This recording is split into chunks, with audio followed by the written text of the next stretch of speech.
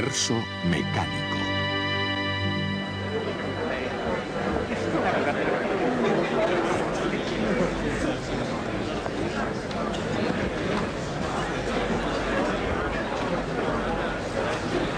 Algunas cantidades en física no solo tienen magnitud, también tienen dirección. Dichas cantidades son representadas por vectores. Hay cosas que son estrictamente cuestión de puntos de vista. Por ejemplo, Copérnico decía que todos han mirado siempre el universo desde el punto de vista de la Tierra. ¿Qué ocurriría si mirásemos desde el punto de vista del Sol? Y ya saben ustedes cuál fue el resultado. Se desmoronaron los cielos. Por eso, el punto de vista de ustedes no deben tomarlo a la ligera. Una vez que se ha elegido un punto de vista, se necesita tener unos medios de describir exactamente dónde está algo y qué camino sigue. ¿Cómo hacerlo? Los jugadores de ajedrez, por ejemplo, tienen un sistema para decir dónde está cualquier pieza sobre el tablero y cómo se mueve. Los niños jugando al juego de los barcos encuentran también la forma de explicar exactamente dónde está algo. También nosotros, los científicos, al igual que los niños o los ajedrecistas, también tenemos que tener algunos medios para describir exactamente dónde está algo. Al norte del Océano Pacífico, cuando hay un acorazado en juego, no está seguramente implicado en un juego de niños. Este es el centro de guardacostas Alameda, en la bahía de San Francisco. Y aquí los métodos para localizar un barco, para enviar uno en el instante mismo que llegue la información, son estrictamente profesionales. Tanto en horas de vigilancia sin incidentes como en momentos de crisis en alta mar, el guardacostas de los Estados Unidos siempre cumple con su deber con una enorme variedad de formas y de medios. Cartas de navegación muy detalladas y precisas, una gran familiaridad con la bahía y las aguas de los alrededores, una electrónica muy sofisticada, dispositivos de rastreo de alta precisión, personal sin igual en las costas norteamericanas. Con estos recursos cuentan los guardacostas de los Estados Unidos. Y fuera de la vista, pero nunca olvidados, están en su poderosa ecuación de talento, entretenimiento y tecnología las herramientas de la matemática vectorial. Una magnitud que tiene módulo y dirección es un vector y se representa por una flecha. La dirección de la flecha es la dirección de la magnitud y su longitud indica su módulo. Desplazamiento, velocidad, aceleración son todos vectores. En las ecuaciones, los vectores se escriben en negrita. Las magnitudes corrientes, como tiempo y masa, son escalares. En las ecuaciones, los escalares se escriben en bastardilla. El módulo de un vector también es un escalar. Se representa por la misma letra, pero en bastardilla. Con vectores, incluso las operaciones matemáticas más familiares adquieren un nuevo significado. Por ejemplo, si dos vectores se suman juntos, la suma no es simplemente un número, es un nuevo vector. Los vectores también se pueden restar uno de otro y el resultado es otro nuevo vector. Por supuesto, si el guardacostas utiliza los métodos científicos, clásicos o no, sus herramientas están al minuto y listas para ser utilizadas. Un oficial recibe una señal de peligro y al margen de lo que el futuro le pueda deparar al atender la llamada, él está preparado, tiene que estar. En el desempeño normal de su labor, el guardacostas salva todo tipo de animales marinos y de hecho salva incluso a los que sería mejor estuviesen en tierra firme.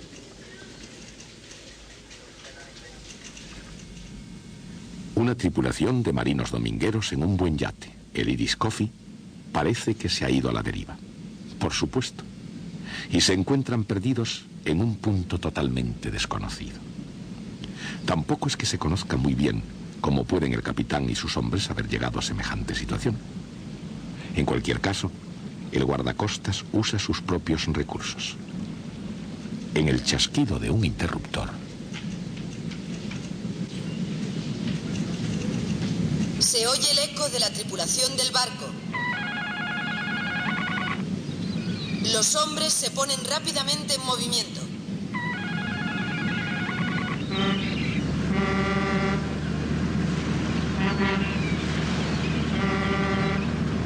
Pero espera un segundo. Este acercamiento puede no ser necesario. Al menos por el momento, desde el punto de vista de la tripulación del yate. Mientras haya bebidas a bordo, no hay todavía situación de peligro en el Irish Coffee. Malcolm Bogart y Percival Flynn, hombres valientes que en alta mar adquirieron su bravura de su jefe, el capitán Duke. Tanto si el peligro es inmediato, como si solo fuera potencial, los guardacostas de los Estados Unidos nunca lo toman a la ligera. Irish Coffee, aquí el guardacostas. Indique situación y naturaleza de su dificultad. Aquí Irish Coffee. Tenemos problemas y estamos en algún lugar fuera de las costas de San Francisco. Atención, Irish Coffee. Sintonice el canal 13 en su monitor y póngase en contacto con nosotros cada 15 minutos. Estar perdidos en el mar no es cosa de risa. Y si se trata de alguien que no está debidamente preparado para ello, puede hacer que la situación sea todavía más peligrosa. Y en particular, cuando estas coordenadas se encuentran en el mapa de calles de San Francisco. Sin embargo, hay algo que se debe aprender aquí. Estas líneas forman una cuadrícula rectangular, al menos en cuanto lo permite la forma esférica de la Tierra. Cualquier punto de este mapa se puede localizar determinando sus posiciones horizontal y vertical. Por ejemplo, imagine un lugar en el mapa marcado con el punto rojo. Supongamos que el punto rojo tiene su coordenada horizontal x menos 150 kilómetros y su coordenada vertical y menos 124 kilómetros. Cualesquiera que sean las distancias en tierra, mar o en aire, un sistema de coordenadas es de vital importancia para todo plano. Los planos de las calles en las grandes ciudades llevan cuadrículas. Y como el de Nueva York, cada plano tiene su sistema de coordenadas. Pero incluso con lugares famosos, tales como el Central Park, o Boston Common, o la Casa Blanca, en la avenida de Pensilvania. Los planos pueden desorientar a quien no esté familiarizado con cuadrículas rectangulares. Por supuesto, para los oficiales de policía o para los taxistas, esa cuadrícula es simplemente un modo para ir de un sitio a otro. Pero para algunos, encontrar el camino por el mundo presenta un reto. Un reto como el que tuvieron estos hombres que realmente comprendieron el significado de la palabra coordenada. En la historia de las matemáticas, René Descartes y Pierre de Fermat escribieron el capítulo de introducción a los sistemas de coordenadas. En el siglo XVII, estos eruditos franceses tramaron ingeniosamente un esquema para conectar la geometría con el álgebra. Al mismo tiempo, pero al otro lado del Canal de la Mancha, John Wallis desarrollaba una teoría en términos semejantes. Aunque Carl Friedrich Gauss fue el primero en introducir la idea de número complejo y más tarde inventó el nombre.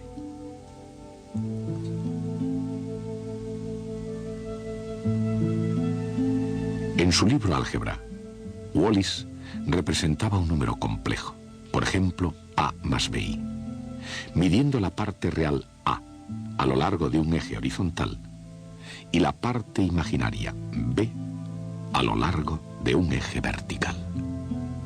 Aún hoy los números de un plano cuadriculado pueden parecer complejos. Si los caminos en las grandes ciudades pueden parecer confusos, piensen ahora en el apuro de los extraños en el mar. ¡Ahí, mira! ¡Es una avioneta! ¡Sacad las letras! ¡Deprisa, ¡Vamos! deprisa! ¡Corre! ¡Antes de que se vaya! ¡Corre!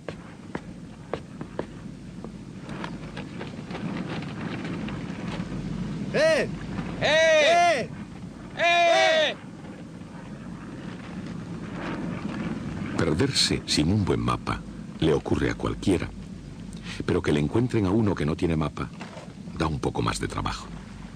Para aproximarse a una nave a la deriva, el guardacostas tiene a mano diversos métodos de hacerlo. Uno de ellos se llama triangulación, Se establecen dos ángulos diferentes de recepción de radio usando antenas direccionales y se trazan unas líneas rectas hasta su intersección. Si ahora el guardacostas fuera atriangular y si el mar fuera tan previsible como son las matemáticas, el Iris Coffee debería estar más o menos aquí. Eso suponiendo que el Iris Coffee se estuviese quieto, lo que es mucho suponer. Los barcos suelen ir a la deriva, a merced de las corrientes marinas. No basta conocer su posición en un tiempo fijo. El guardacostas necesita saber también el rumbo y la velocidad con que el Iris Coffee va a la deriva. ¿Hacia dónde va? ¿A qué velocidad? Bien, obviamente el capitán tiene una nueva forma de enfocar el problema. No va a encontrar tales respuestas en las páginas de Moby Dick. Lanzar señales de humo no parece que conduzca a parte alguna. Otra señal de socorro probablemente no va a perjudicar más. Aquí Iris Coffee, fuera de la costa de San Francisco. Por favor, contesten. Estamos fuera Si de la Bogart costa de diera al San guardacostas una segunda posición, el cuadro podría parecer algo así. Aquí Iris Coffee, por favor. Ambas posiciones se unen por una flecha, desde la posición 1 hasta la posición 2. La dirección de la flecha muestra cuál es la ruta por la que el barco va a la deriva. Su longitud muestra la distancia. Esta flecha se llama vector desplazamiento. Con más información, el guardacostas podría estimar el rumbo del barco a la deriva, uniendo los vectores desplazamiento, el origen de uno al extremo del otro, lo cual es justamente la suma de vectores. Ellos podrían estimar también la velocidad con que va la deriva, dividiendo los vectores por el tiempo entre las señales recibidas.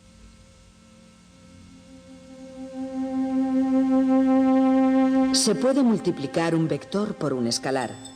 Este nuevo vector tiene la misma dirección y sentido si el escalar es positivo, pero su módulo puede ser diferente. Si se multiplica un vector por un escalar negativo, invierte su sentido. Por supuesto, un guardacostas moderno raramente calcula la ruta de un barco a la deriva trazando vectores de desplazamiento y velocidad a mano. Sin embargo, cuando se vale de ciertos principios de la navegación y de las matemáticas, el valor del vector no puede ser subestimado, ni incluso aquí su historia puede ser pasada por alto. El álgebra vectorial nació en el siglo XIX y sus progenitores fueron William Rowan Hamilton, un irlandés, y un alemán llamado Hermann Grassmann. Con la creación de esta matemática, Grassmann intentó desarrollar una estructura algebraica en la cual se pudiera basar la geometría de cualquier número de dimensiones. Aunque muchos opinaron que su trabajo era demasiado complicado para aquel tiempo, la semilla de las matemáticas de Hermann Grassmann procedían del bagaje intelectual de la antigua Grecia. La ley del paralelogramo para la composición de fuerzas que Aristóteles consideraba en el caso especial de un rectángulo es un ejemplo de la suma de vectores. Desde entonces, de una manera o de otra, esa idea ha sido considerada con el mayor cuidado. Isaac Newton pensó bastante en la ley del paralelogramo para la composición de fuerzas para incorporarla a su magnífica obra Principia. Incluso entonces se necesitaron un par de siglos más para que Grassmann y Hamilton comprendieran el alcance y las muy diversas aplicaciones de los vectores. Intentando interpretar matemáticamente la rotación en el espacio en términos físicos, Hamilton buscó una analogía tridimensional de números complejos. En lugar de ello, encontró un álgebra de objetos de 4 dimensiones que llamó cuaternas. Una cuaterna tiene una parte vectorial que es tridimensional y una parte escalar unidimensional. Aunque ello mejoraría el concepto de vector y de escalar, Hamilton ideó un modo enormemente viable de expresar la mecánica de Newton.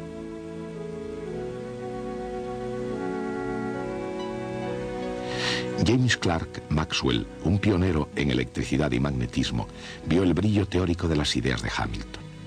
Pero aún así, en general, no fueron aceptadas para ser efectivas. El contenido y la forma tenían que ir a la par. Mientras que la teoría de Hamilton era muy sencilla, su forma era demasiado complicada para poder sobrevivir. Pero en esencia, sin embargo, la teoría sobrevivió. En el siglo XIX, el profesor de Yale, Josiah Willard Gibbs, tomó las ideas originales de Hamilton y Grassmann y las aplicó a la física teórica. No obstante, muy reacio en aceptar ideas ajenas, Gibbs esperó 2 décadas antes de permitir que E.B. Wilson reordenara sus notas en forma de libro. Finalmente, con su publicación en el año 1901, los vectores dieron la vuelta al mundo hasta que, igual que el sonido de la música, pudieron ser escuchados en casi todas partes donde había encuentro entre personas. Por supuesto, el álgebra vectorial, como la notación musical, requiere práctica. Incluso a bordo del Irish Coffee, un poco de ejercicio no empeoraría mucho la situación. Y en cualquier caso, al contrario que en la lírica de ciertas canciones, los vectores tienen muchas aplicaciones.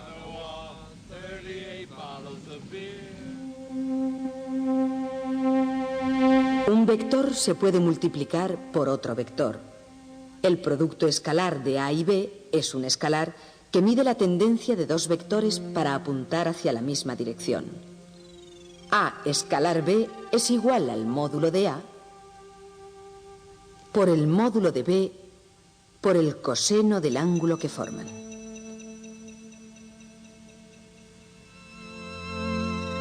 Si A y B son perpendiculares, su producto escalar es 0. El producto escalar de un vector por sí mismo es justamente el cuadrado de su módulo.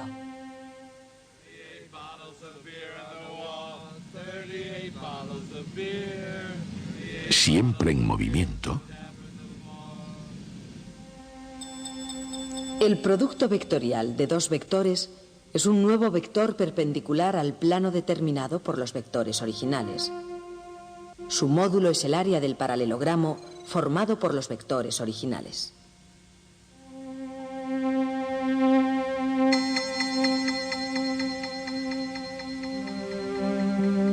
Su dirección se determina por la regla de la mano derecha. El producto vectorial mide la tendencia de 2 vectores a ser perpendiculares y es una de las herramientas más eficaces para describir la rotación o giro de los objetos.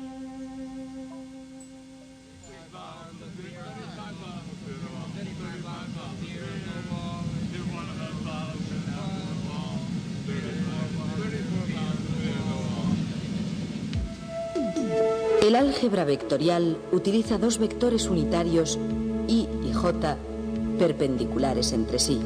Un pequeño sombrero sobre el vector significa que tiene módulo 1. El vector desde el origen hasta el punto con coordenadas X, Y es la suma de 2 vectores perpendiculares, un vector horizontal, XY, y un vector vertical, YJ.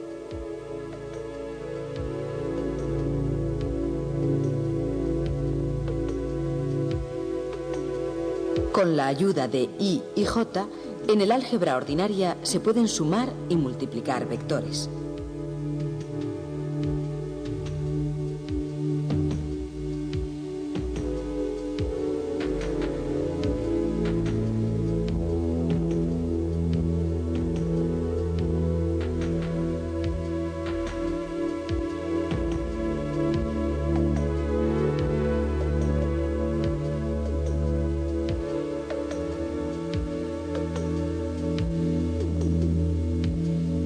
En un espacio tridimensional se usa un tercer vector, K. K es perpendicular al plano determinado por I y J. El vector tridimensional se escribe X por Y más Y por J más Z por K.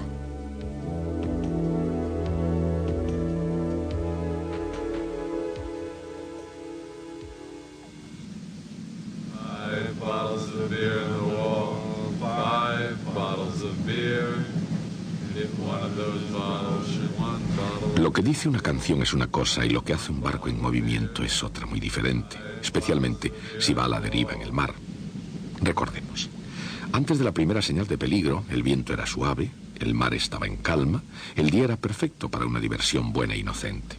Pero las condiciones cambian y el Irish Coffee ya no está donde debería estar, ni es lo que solía ser.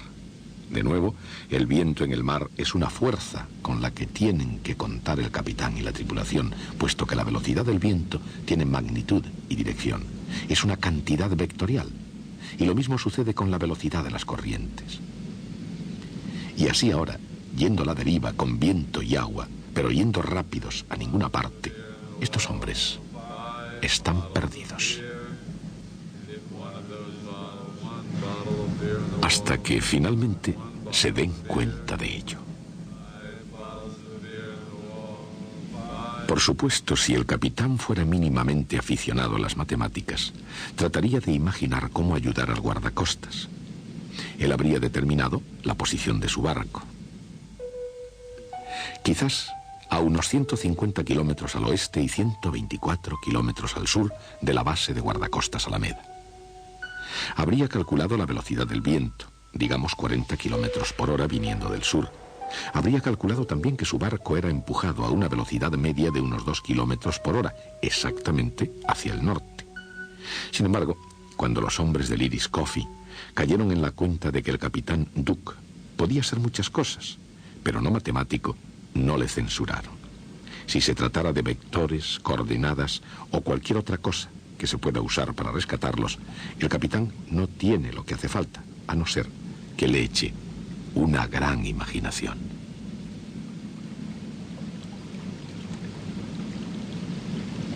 Así, con su ayuda, sin decir nada de vectores ni coordenadas, velocidad del viento, probable dirección de la corriente, y utilizando un helicóptero como buena medida, las cosas se pueden poner en marcha. En la imaginación del capitán Duke, el piloto tiene suficiente fuel a una velocidad no superior a 125 kilómetros por hora para permanecer 4 horas en vuelo. Digamos que 2 horas para llegar hasta aquí y 2 para volver. Y 230 kilómetros como máximo cada recorrido. ¿Podrá llegar el helicóptero hasta el Irish Coffee? Y ciertamente es importante. ¿Podrá después volver el piloto a su base? El viento se lleva al helicóptero exactamente hacia el norte a 40 kilómetros por hora, o sea, en 2 horas, 80 kilómetros hacia el norte. Así, si el piloto volara a lo largo de uno de esos vectores, terminaría fuera de su alcance. Él no volaría más lejos porque no podría contar con un viento constante que le ayudara a volver a la base.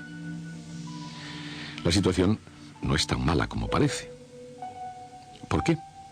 Porque el Irish Coffee también va a la deriva hacia el norte a 2 kilómetros por hora. En 2 horas habrá avanzado 4 kilómetros exactamente hacia el norte, lo que le situaría al borde del radio de acción del helicóptero. Contando con la velocidad del aire, la velocidad del viento y la velocidad del barco a la deriva, el piloto puede estimar la dirección correcta y alcanzar al Irish Coffee.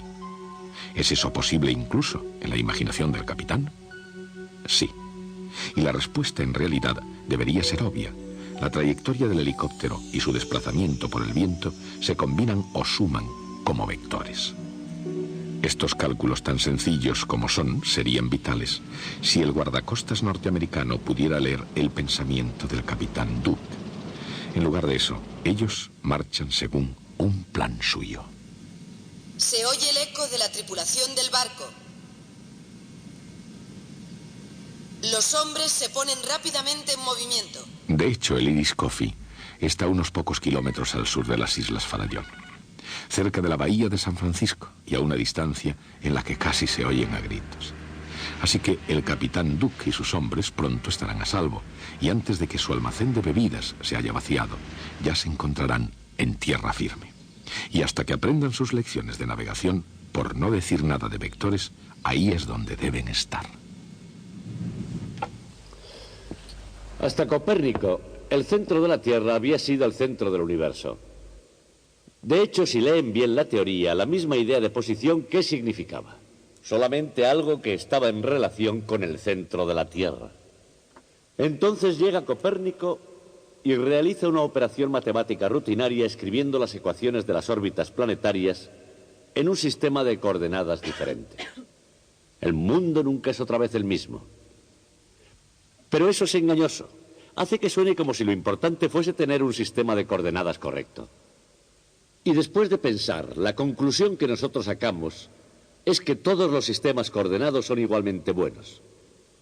Copérnico dice que el origen debería estar en el Sol, y el guardacostas dice que el origen debería estar en su estación coordinadora, y ambos tienen igualmente razón. Podemos decirlo de un modo más profundo. La idea es que las leyes de la física son exactamente las mismas en todas partes. Las leyes de Newton actúan exactamente igual en la nebulosa de Cáncer como en Kansas City. Y porque nos lo creemos, necesitamos una forma de expresar esas leyes que funcionan igualmente bien en todos los sistemas coordenados. Y esa forma son los vectores. La misma idea de un vector es ya algo desconcertante porque tiene un tamaño y una dirección, pero no tiene un lugar. Y eso es lo que necesitamos para expresar leyes que son iguales en todos los lugares. De hecho, el próximo día estudiaremos una ecuación vectorial que yace en el corazón de la comprensión del mundo. Hasta entonces.